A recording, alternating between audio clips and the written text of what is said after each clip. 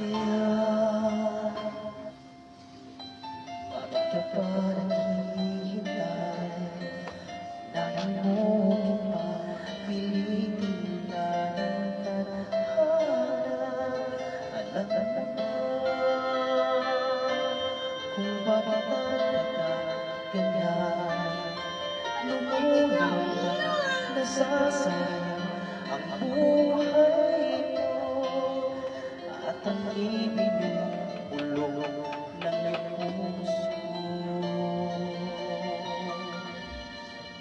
Natutulog ba ang Diyos?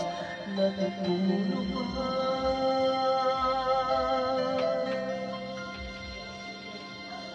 At ikaw ay kaagad sumusuko kung tinghirap at munting pagsubok lamang. Bakit ganyan? Nasaan ang iyong tapat? Naluduan, nagpapalan ng pag-asa at iniisip na natutulog ba? Natutulog ba ang Diyos? Natutulog ba?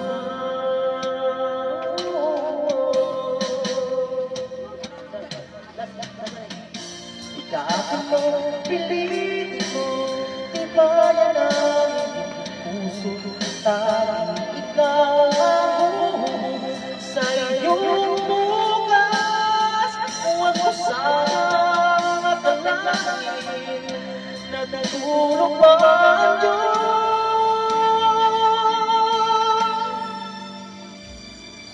Ang buhay mo ang mayroong halaga sa Kanya.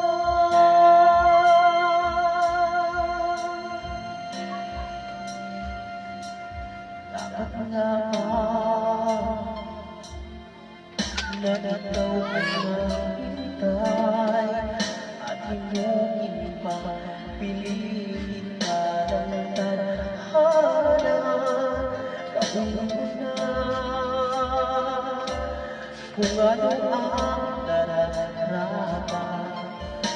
Magsikat ka at pagtiwala sa may ipan. Nakahanda ang Diyos umalalay sa iyo. Hihintay ka lang, kaibigan.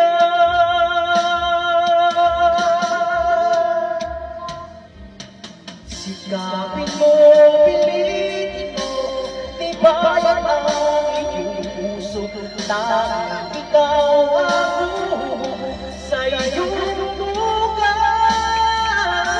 Huwag mo sana akalain na natulog pa ang Diyos. Ang buhay mo ay mayroong halaga sa Kanya. Sa Kanya.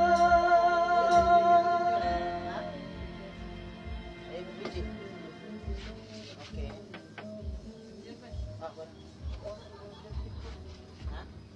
Ano ba, boss? Ito, gamit ka, Mike. Gamit ka. Sige. Gamit ka.